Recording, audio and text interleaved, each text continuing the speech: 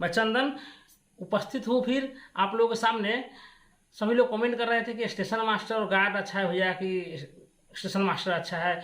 तो चलिए आपको हम इंडिविजुअल बना दिए थे, स्टेशन मास्टर का वीडियो और गार्ड का बना दिए थे। आज चलिए थोड़ा कंपेरिजन कर देते हैं कि स्टेशन मास्टर अच्छा है या गार्ड अच्छा है। चलिए स्टार्ट करते हैं। अगर वीडियो को लाइक सब्सक्राइब नहीं किए तो कर लीजिए, हम बोलना भूल जाते हैं और आप लोग भी नहीं करते हैं। चलिए देखिए, स्टेशन मास्टर का आपको मालूम है बेसिक पे आपको बता दिए थे 35,400 होता है। वहीं गार्ड का बेसिक पे 29,200 होता है।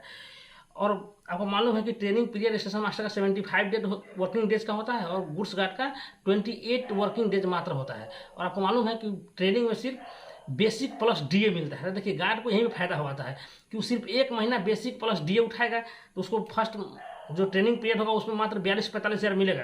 लेकिन आपको स्टेशन मास्टर को 35,400 प्लस डीए जो होगा 13,000, तो वहीं 48-49 हज़ार रुपया में 3 महीना का काम चलाना पड़ेगा। अच्छा, अब ट्रेनिंग के बाद सैलरी क्या होगा? ट्रेनिंग के बाद देखिए स्टेशन मास्टर को डीए मिलेगा लगभग अभी 37% हम जोड़ रहे हैं, तो 13,098 रुपया मिलेगा स्टेशन मास्टर को। टीए मिलता है, ट्रांसपोर्ट अलाउंस 2100 रुपया मिलेगा कम से कम। ड्रेस अलाउंस छोड़ दीजिए तो साल में एक बार मिलता है, उसको छोड़ दीजिए। एनडीए नाइट ड्यूटी एवरेज 3,000 मिलेगा आपको। तो सब कुछ करके स्टेशन मास्टर का जब ज्वाइनिंग पोस्टिंग हो जाएगा तो लगभग में 53,700 या 54,000 के करीब में आपका सैलरी बनेगा। उसी में गार्ड को देखिए, बताए थे आपको गार्ड को जब ये पोस्टिंग होता है तो बेसिक जितना भी अलाउंस मिलता है बेसिक पे या प्लस 30% ऑफ द बेसिक पे, दोनों को जोड़ के अलाउंस मिलता है। तो चलिए गार्ड का मिलेगा बेसिक 29,200। डीए देखिए इसका ज़्यादा हो जाएगा, स्टेशन मास्टर का 13,098 था, इसका 14,045 हो जाएगा, कम बेसिक होने की यहीं पर डिफरेंस दिख रहा है। इसका टीए मिलता है, जो ट्रांसपोर्ट है 4,000 मिलता है, इसको भाई ज़्यादा मिलता है। माइलेज कम से कम आपको 15,000 बन ही जाता है, ओटी 10,000 बन जाएगा। तो यही मिला के आपका फर्स्ट पोस्टिंग जब हो जाएगा गुड्स गार्ड का तो 75,000 के अप्रॉक्स में आपका सैलरी बन जाएगा। वहीं स्टेशन मास्टर बताएं कि 54,000 मात्र बनेगा। चलिए बता दिए ट्रेनिंग पीरियड के कारण ऐसा होता है। चलिए मेडिकल फैसिलिटीज, क्वार्टर फैसिलिटीज, पास फैसिलिटीज, ये सब स्टेशन मास्टर का जो है वो गार्ड को भी मिलेगा, ठीक ना। चलिए प्रमोशन की बात करते हैं। अब देखिए स्टेशन मास्टर का प्रमोशन अब नया वाला जो हुआ है, जब से स्टेशन मास्टर का 4200 ग्रेड पे लेवल 6 हो गया है, तो हम लोग स्टेशन मास्टर 5400 ग्रेड पे जा सकता है, 5400 ग्रेड पे तक जा सकता है प्रमोशन। एमएससीपी उसको बोलते हैं, एमएससीपी 5400 ग्रेड पे तक लगेगा। लेकिन वही गुड्स गार्ड का अभी 4200 ही लास्ट होगा उसका, समझे, मतलब 2800 से 4200 में ही आपको रिटायर करना पड़ेगा। चलिए अब तो ड्यूटी के नेचर में बात करते हैं। देखिए स्टेशन मास्टर का ड्यूटी जो होता है थोड़ा सा आपको मेंटली परेशानी होगा, मतलब आपको मानसिक रूप से थोड़ा परेशानी होगा, मतलब फोन उठाना पड़ेगा, मतलब हैंडलिंग करना पड़ता है टफ सिचुएशन को। वहीं गार्ड का जो ड्यूटी होता है वो फिजिकली ज़्यादा परेशान होता है, मतलब शारीरिक रूप से उसको ज़्यादा श्रम करना पड़ता है, शारीरिक रूप से ज़्यादा परेशान होता है। उसको मेंटली उतना नहीं होता है लेकिन शारीरिक ज़्यादा करना पड़ता है, क्योंकि रनिंग स्टाफ है भाई, वो दोनों सेफ्टी कैटेगरी का स्टाफ है मालूम है। लेकिन वही गुड्स गार्ड सेफ्टी कैटेगरी के स्टाफ होने के साथ साथ वो रनिंग स्टाफ है। दूसरी बात कि दोनों ऑपरेटिंग स्टाफ होता है, दोनों ट्रैफिक डिपार्टमेंट के ऑपरेटिंग स्टाफ है।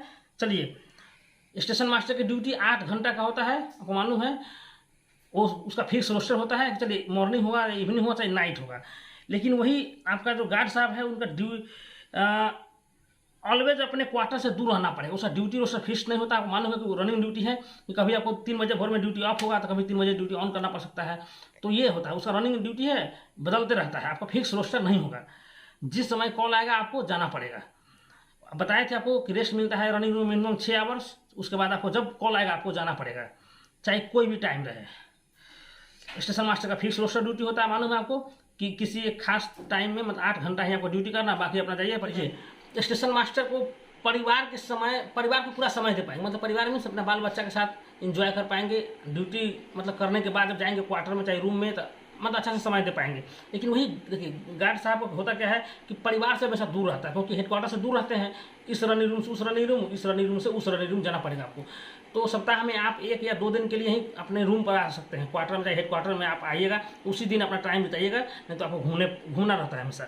चलिए स्टेशन मास्टर को पैसा लिमिटेड मिलता है, उसी में अपना खुशी ढूंढता है। लेकिन वही गार्ड को पैसा एकदम रेलम ठेल मिलता है भाई, पैसा मिलता है एकदम रेलम ठेल, इसीलिए गार्ड बाबू खुश रहते हैं हमेशा। पैसा की कमी गार्ड को कभी नहीं होता है। अच्छा संतुष्टि पर बात करते हैं। संतुष्टि पे क्या है, स्टेशन मास्टर से पूछिएगा तो बोलेगा गार्ड का नौकरी बहुत अच्छा है, गार्ड से पूछिएगा तो बोलेगा नहीं हम लोग तो बहुत परेशान होते भाई, स्टेशन मास्टर का ड्यूटी अच्छा है। बोले क्या, आपको मालूम भी है कि कोई भी आदमी इस दुनिया में खुश नहीं है। गांधी जी बोले थे ना mind is a restless bird, more it get more it wants and finally it remains unsatisfied. तो वही बात है, अपने से कोई खुश नहीं है। अच्छा, स्टेशन मास्टर को ग्रेटर रिस्पॉन्सिबिलिटी होता है, चाहे बोल दिए ग्रेटर अकाउंटेबिलिटी होता है, क्योंकि उसको पूरे स्टेशन का वो मालिक होता है। स्टेशन परिसर में कुछ भी होगा तो उसके लिए वो डायरेक्टली रिस्पॉन्सिबल होता है। वही गार्ड बाबू सिर्फ और सिर्फ एक ट्रेन का, जिस ट्रेन पर वो सफर कर रहे हैं स्पेसिफिक ट्रेन का, उसका वो इंचार्ज होता है। तो वो उसके लिए कुछ भी होगा तो उसके लिए वो रिस्पॉन्सिबल हो गए। अच्छा, स्टेशन मास्टर को असिस्ट करने के लिए हमेशा देखिएगा स्टेशन मास्टर के केबिन में, पैनल रूम में पॉइंट्समैन या पोर्टर होता है, यानी ग्रुप डी स्टाफ होता है।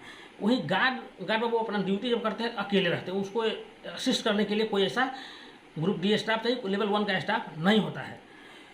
अच्छा, स्टेशन मास्टर का अपना केबिन होता है भाई, देखिए होगा SM cabin, station manager cabin, चाहिए डिप्टी एसएस केबिन, चाहिए एसएस केबिन होता है। लेकिन गार्ड बाबू को अपना हमेशा ब्रेक भान या एसएलआर में ही रहना पड़ता है, जो आपके ट्रेन के पीछे में लगा था उसको बोलते हैं, जो पैसेंजर ट्रेन में उसको एसएलआर बोलते हैं पीछे वाला बोगी को, और जो होता है मालगाड़ी उसको बोलते हैं ब्रेक भान, जो गार्ड का बोगी होता है उसको।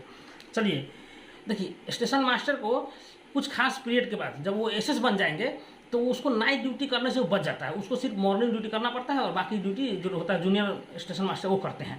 तो आपको कुछ दिन के बाद आप नाइट ड्यूटी से निजात पा जाएगा। लेकिन देख लीजिए, वही गार्ड बाबू का पूरा लाइफ, ऑल लाइफ, मतलब होल लाइफ उनको रनिंग ड्यूटी करना पड़ेगा, हमेशा ट्रेन पे ही रहना पड़ेगा भाई। और उसमें ट्रेन कभी रुकती नहीं है, मालूम है, तो नाइट हो, डे हो, मॉर्निंग हो, आपको उससे प्रभाव नहीं पड़ेगा। मतलब आपको पूरे जीवन ट्रेन पे ही रहना है, और दूसरी बात नाइट भी करना पड़ेगा पूरा जीवन। चलिए, स्टेशन मास्टर को थोड़ा बुढ़ापा में आराम मिलेगा, क्योंकि बोले तो नाइट नहीं करना पड़ेगा, अपना फिक्स रोस्टर होगा, दिन में जाएंगे, दिन में आ जाते हैं 8 घंटा ड्यूटी करके। लेकिन वही गार्ड बाबू बोले, गार्ड बाबू जिस दिन रिटायर करते हैं उस दिन से एक दिन पहले तक उसको ट्रेन पर ड्यूटी करना पड़ता है भाई, ये बात जान लीजिए, और नाइट भी करना पड़ता है। तो थोड़ा सा बोले तो बुढ़ापा में भी आपको वही चीज़ झेलना पड़ेगा। हाँ, होगा क्या कि शुरू में आप मालगाड़ी चला रहे थे, बाद में आपको पैसेंजर मिलेगा, फिर मेल मिलेगा, एक्सप्रेस मिलेगा, हो सकता है राजधानी का गार्ड रहेंगे और वहाँ से रिटायर करेंगे, लेकिन फिर भी राजधानी भी एक ट्रेन ही है, इसीलिए आपका ड्यूटी रिटायर होने तक ट्रेन में ही होते रहेगा। ठीक, स्टेशन मास्टर को अगर छोटा स्टेशन पे है तो बहुत आराम ही आराम रहता है, बड़ा स्टेशन पर थोड़ा सा बोले तो मेंटली मतलब परेशान रहिएगा, थोड़ा हैंडल करना पड़ेगा चीज़ों को, टफ सिचुएशन को, टफ जो होता है सिचुएशन को हैंडल करना पड़ेगा। वही गार्ड को हमेशा ट्रेन पे ही ऑन ड्यूटी रहना पड़ता है। अच्छा, चलिए कुछ हम पिछला वीडियो में बोलना भूल गए थे लीव के बारे में। देखिए भाई, लीव का इंडियन रेलवे में एक ही कंसेप्ट है, सुन लीजिए। लीव क्या होता है, आपको साल में 30 LAP मिलता है, वो LAP 2 में डिवाइड होता है, मतलब प्रत्येक 6 महीना हो जाएगा तो आपको 15 LAP, 6 महीना होने से पहले, मतलब अभी आ रहा है जुलाई, तो जुलाई में हम लोग को अगला जुलाई से दिसंबर का LAP, उसको बोलते हैं लीव ऑन एवरेज पे, उसका 15 को LAP आपके खाता में क्रेडिट कर दिया जाता है, मतलब ऐड कर दिया जाता है, मतलब साल में 30 गो इस तरह से मिलता है। मेडिकल जिसको बोलते हैं उसको हाफ LAP बोलते हैं यहाँ पर, तो हाफ LAP आपको भाई 20 गो मिलता है, और आपको 2 हाफ LAP बराबर 1 हाफ LAP 1 डे बराबर होता है। लेकिन सिक में आपको 20 डेज काउंट होता है, तो 20 को छुट्टी ये हो गया, आपको 30 गो LAP होता है, 10 CL मिलता है, CL जिसको कैजुअल लीव बोलते हैं वो 10 मिलता है भाई, छुट्टी आपका इतना ही मिलता है रेलवे में। ये सभी पोस्ट के लिए बराबर है, चाहे ग्रुप डी हो, चाहे ग्रुप सी हो, ग्रुप बी हो, सबके लिए यही छुट्टी है। तो चलिए दोस्तों, लगभग सब कुछ कवर कर दिए। जय हिंद।